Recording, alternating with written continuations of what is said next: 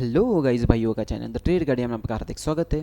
पिछले market analysis में हमने डिस्कस किया था कि मार्केट अगर इस ट्रेंड लाइन पर आता है, बुलिश प्राइस एक्शन अगर दिखाता है तो यहाँ पर एंट्री करके सिंपल सा हमारा ये जो टारगेट रहने वाला है वो कि 50,200 रहने वाला है। यहाँ पर तो इसने एंट्री तो दे दिया इस ट्रेंड लाइन पर, लेकिन जो हमारा टारगेट नहीं दिया। ठीक है, सेम सिनेरियो जो है हमने निफ्टी में भी डिस्कस किया था, जो कि ये था।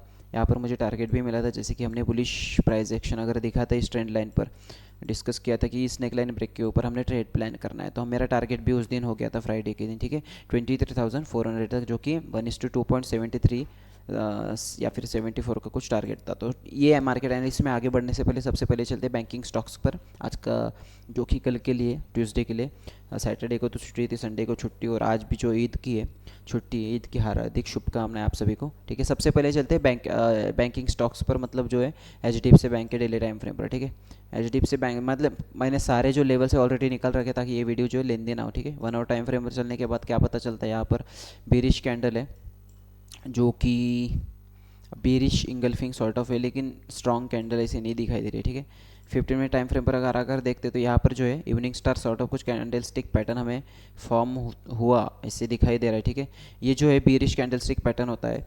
अगर हो सकता है इसमें थोड़ा बहुत मतलब पुल बैक ले मार्केट, यहाँ तक सॉर्ट ऑफ कुछ पुल बैक ले, इसके बाद फिर से एक बार ऊपर साइड में मूव करे, लेकिन उस हिसाब से जो मार्केट में मतलब बैंक निफ्टी में भी मूव आएगा। ठीक है, ये सिंपल से लेवल है सब। उसके बाद चलते हैं आईसीआईसीआई बैंक के डेली टाइम फ्रेम पर। आईसीआईसीआई बैंक के डेली टाइम फ्रेम पर चलने के बाद क्या पता चलता है, या फिर sort of lower price rejection candle यहाँ पर बना, ये हैमर कैंडल नहीं है। ठीक है, लोअर प्राइस रिजेक्शन कैंडल है, मतलब सेलर्स ने ट्राई तो किया था मार्केट को नीचे ले जाने का, लेकिन बायर्स वहाँ पर एक्टिव होने के कारण बायर्स ने मार्केट को ऊपर पुश किया। ठीक है, यहाँ पर आप देख सकते हो, अगर आप देखोगे तो लास्ट में जो है काफ़ी ज़्यादा जो है मतलब डोजी डोजी कैंडल यहाँ पर फॉर्म है, 1 2 3, इस 3 प्रकार के। ठीक है, 15 मिनट टाइम फ्रेम पर अगर आकर देखते हो तो यहाँ पर सॉर्ट ऑफ ट्रेंड लाइन यहाँ पर मैंने ऑलरेडी फॉर्म कर रखी है।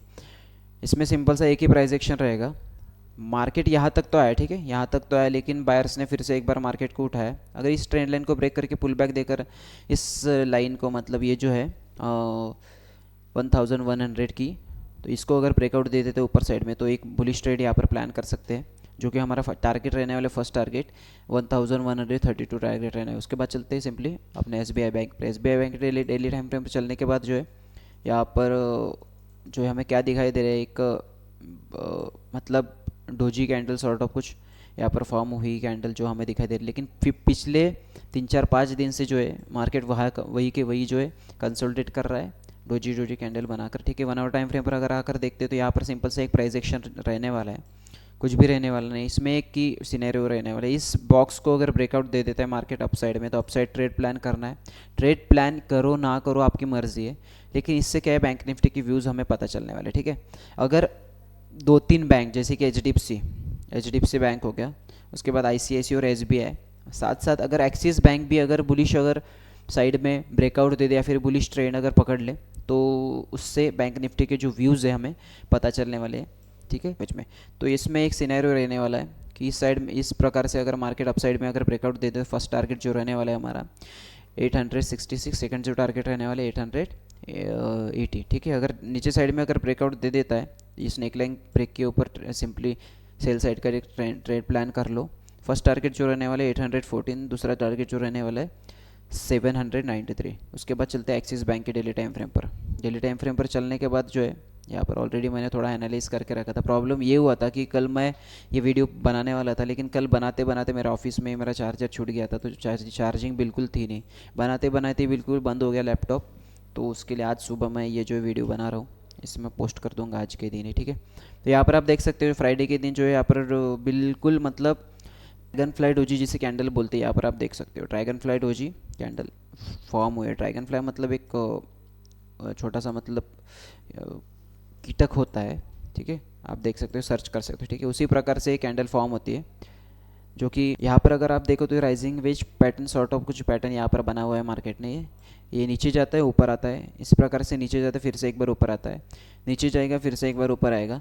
हो सकता है जिस साइड में अगर ये ब्रेकआउट देता है आने वाले दिनों के अंदर हो सकता है ये एक बार नीचे आए, यहाँ पर अगर आकर बुलिश अगर प्राइस एक्शन कुछ दिखाए तो सिंपली फर्स्ट टारगेट यही हमारा सिंपली रहने वाला है।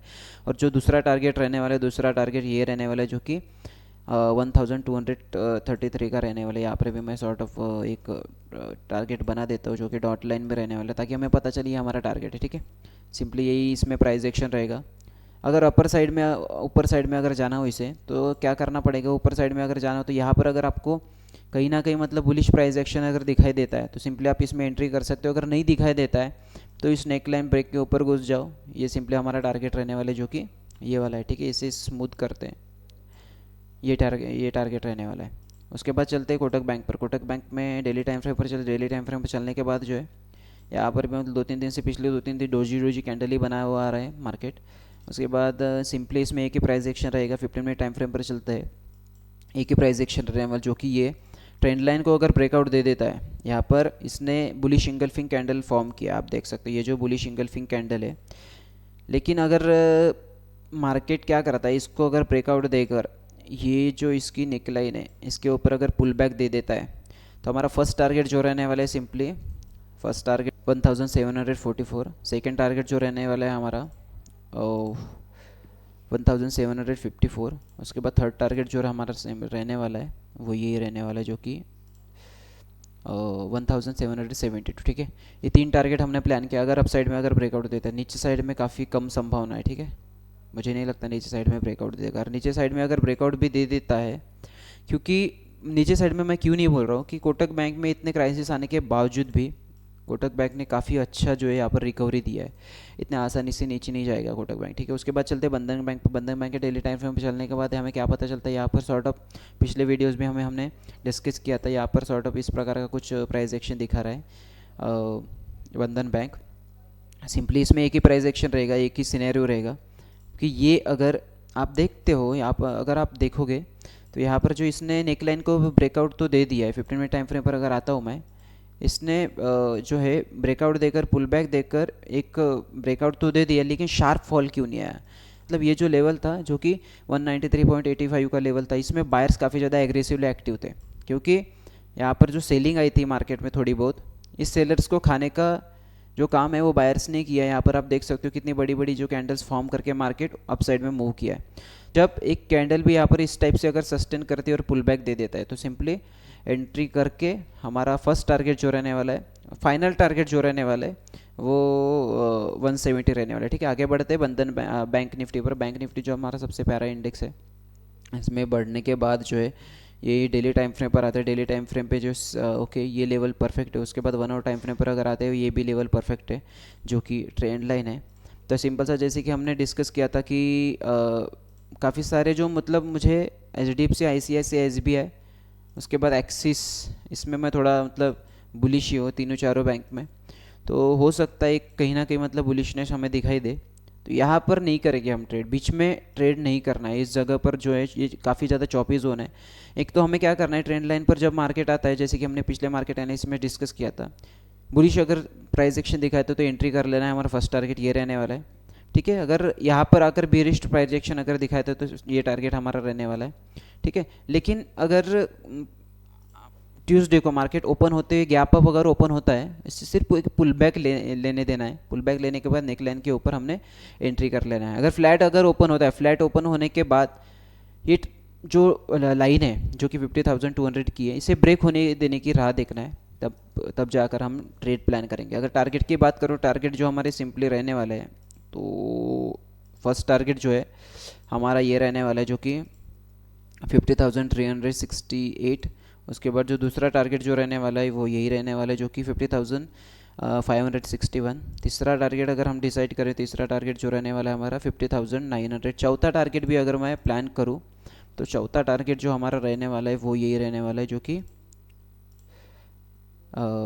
50,100 रहने वाला है। ठीक है, तो आप एक ध्यान में रखिए इन टारगेट को। आप खुद के मार्केट एनालिसिस में मतलब चार्ट में भी प्लान कर सकते हो। ठीक है, खुद भी एनालाइज किया करें। उसके बाद जब तक आप खुद का एनालिसिस नहीं करते तब तक आपको खुद के एनालिसिस पर विश्वास नहीं होगा। उसके बाद चलते हैं सिंपली निफ्टी पर चलने के बाद जो है ऑलरेडी मैंने लेवल निकाल रखे और लेवल को मिटाने की कोई सेंस नहीं बनता क्योंकि परफेक्ट लेवल है। उसके बाद 1 आवर टाइम फ्रेम पर आते हैं।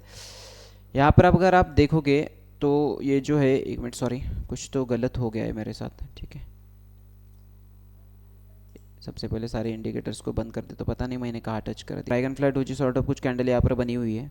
ठीक है, जिसमें मतलब एक ध्यान में आता है, मतलब एक आप अंदाज़ा लगा सकते हो, बायर सेलर्स ने यहाँ तक मार्केट को ले जाने की कोशिश की, लेकिन बायर्स यहाँ पर काफ़ी ज़्यादा एग्रेसिवली एक्टिव थे, बायर्स ने मार्केट को ऊपर ले गए। ठीक है, वो 15 मिनट टाइम फ्रेम पर आकर सिंपली देखते हैं हम। 15 मिनट देखो, आप देख सकते हो यहाँ पर सेलिंग तो काफ़ी ज़्यादा आई थी, लेकिन इसी लेवल पर जो है बायर्स काफ़ी ज़्यादा एग्रेसिवली एक्टिव थे, मार्केट सेलर्स को उन्होंने डीलिस्ट करके मार्केट ऊपर गया। ठीक है, अगर इसमें अगर कुछ प्लान करें तो सिंपली एक ही प्लान कर सकते हैं, यहाँ पर एक लाइन निकाल सकते हैं जो कि ये रहेगी। ठीक है, इसके ऊपर अगर मार्केट सस्टेन करके इस प्रकार से अगर ब्रेकआउट दे देता है, नेक लाइन ब्रेकआउट दे देता है, तो फर्स्ट टारगेट जो हमारा रहने वाला, टारगेट एक बार प्लान कर लेते हैं। फर्स्ट टारगेट जो हमारा रहने वाला है वो 23,500 रहने वाला है। दूसरा टारगेट अगर हम प्लान करें, दूसरा टारगेट 23,567 रहने वाला है। तीसरा टारगेट अगर प्लान करें, तीसरा टारगेट 23,661। चौथा अगर टारगेट प्लान करें तो चौथा टारगेट जो है 23,700 रहने वाला है। ठीक है, ये चारों टारगेट जो है हम यहाँ पर डिस्कस कर चुके हैं। आप खुद भी एनालाइज करें, एनालाइज करने के बाद जब तक आपको खुद के एनालिसिस पर विश्वास नहीं होता तब तक एनालिसिस करें। डेली तकरीबन 40 से 50 स्टॉक या फिर 100 स्टॉक अगर करते हो तो भी बहुत अच्छा है। 100 स्टॉक मतलब इनके ऊपर आप लेवल्स निकालें और अगले दिन मार्केट किस प्रकार से बिहेव करता है उसके ऊपर नज़र रखें। रिस्पेक्ट करता है तो आपको काफ़ी ज़्यादा जो है विश्वास होने वाला है हमारे लेवल्स पर, आपका काफ़ी कॉन्फिडेंस जो है काफ़ी ज़्यादा बढ़ने वाला है। ठीक है, सो प्लीज़ स्टडी करें और मार्केट में जो आगे बढ़े। ठीक है, तो आज की इस मार्केट एनालिसिस में इतना ही, मिलते हैं अगले मार्केट एनालिसिस में, तब तक ले थैंक यू सो मच।